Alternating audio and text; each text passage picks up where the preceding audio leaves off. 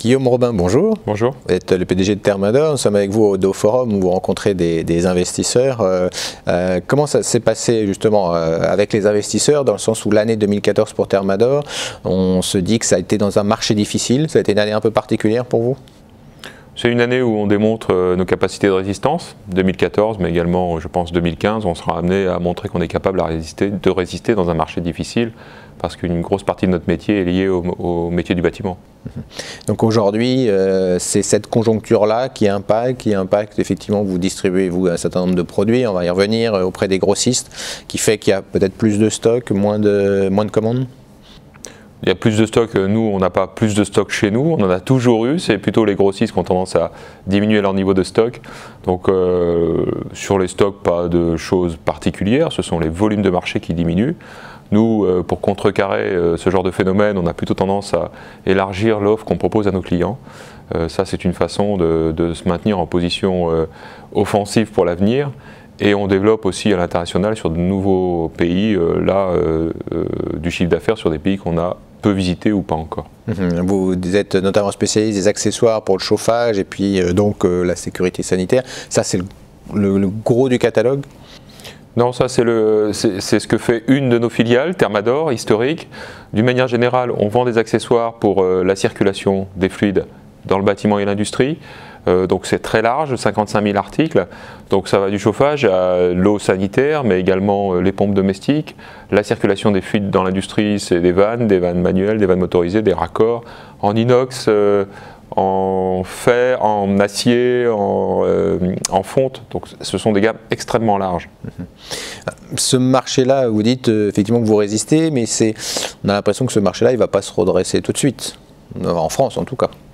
On a l'impression que le bâtiment, en tout cas, reste un petit peu dans une sinistrose, en tout cas. Alors quand on est optimiste dans le bâtiment, on se dit qu'il peut se passer quelque chose au milieu de l'année prochaine. Donc on fait partie des optimistes. On sait qu'on risque d'avoir dans l'univers du bâtiment 2 trimestres encore difficiles. Au niveau de l'industrie, il y a toujours des choses à faire puisqu'on est beaucoup en rénovation. Et donc l'industrie a quand même besoin de produits pour continuer à fonctionner. Et on est plutôt en position dynamique, même sur le marché français où on développe notre chiffre d'affaires. Justement, les innovations, la manière, il faut quoi aujourd'hui? Il faut répondre plus vite aux clients. Quelle est un peu la stratégie que vous mettez en place justement par rapport à ces demandes? On parlait de l'industrie qui était peut-être un peu plus en meilleure santé que l'immobilier. Qu'est-ce que vous mettez en place vous pour répondre à ces demandes? Ce qu'attendent, je dirais, les grossistes qui fournissent les industries, c'est beaucoup de réactivité, du stock de notre part, des informations techniques sur les produits, du répondant quand effectivement la sollicitation technique du client est précise, donc un support au téléphone, une présence sur le terrain, et je pense que nous apportons tout ça. En plus de ça, les grossistes attendent de notre part des gammes suffisamment larges pour pouvoir, eux, concentrer leurs achats sur peu de fournisseurs. Vous parliez des développements en Europe aujourd'hui, donc ça se passe de France vers l'Europe. Quels sont les pays, ou en tout cas vous trouvez aujourd'hui les plus porteurs pour vous? Historiquement, on s'est toujours bien développé au Benelux. Alors c'est relativement facile parce qu'ils sont proches. Des pays qui sont dynamiques aujourd'hui, on peut citer la Pologne, mais ça fait partie des 18 pays qu'on visite. Et puis on va citer aussi la Hongrie, la République tchèque, la Slovaquie, sont des pays assez dynamiques. On a retrouvé aussi une bonne dynamique cette année en Espagne et au Portugal, par exemple. On parlait de cet exercice 2014, on voyait qu'au T3, qu'il y avait cette baisse. Il n'y a pas eu de renversement finalement sur la dernière partie de l'année. La tendance négative est restée? Non, pas de renversement, moins 5,6 au T3. On est sur la même tendance au T4. Je dirais que là, on est dans la réalité de ce qui se passe sur le marché, une baisse des volumes qui nous handicape sur la plus grosse partie de notre chiffre d'affaires, puisque ce que l'on fait en France aujourd'hui pèse encore 92% de l'activité. Donc voilà, c'est face à ça qu'on doit batailler sur les 2 prochains trimestres. Vous parliez de l'international, on voit que ça se développe, cette partie-là se développe, il y a un potentiel important sur l'international pour vous? Oui, ce que je dis aux investisseurs, c'est qu'on a l'ambition de faire en Europe un chiffre équivalent à celui qu'on fait en France. Donc vous voyez, la route est longue, on ne se fixe pas d'objectif de timing.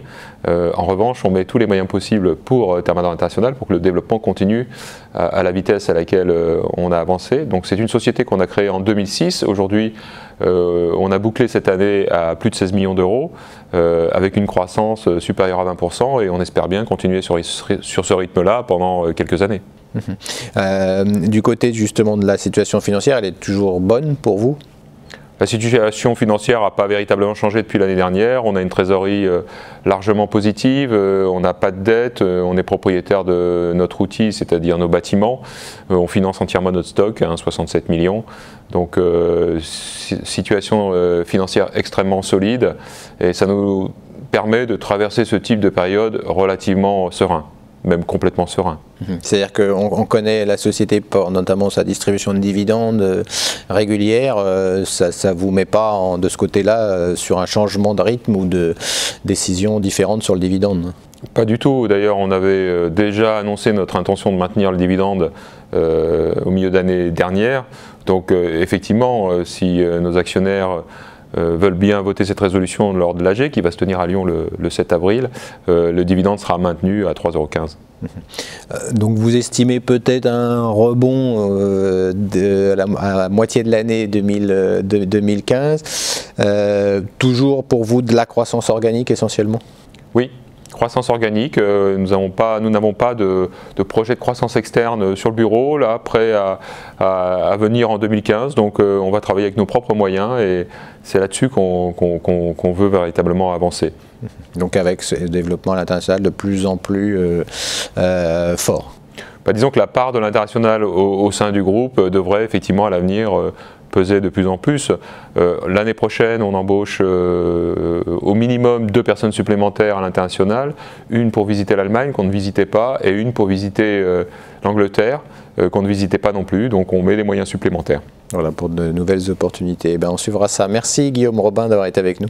Je vous remercie.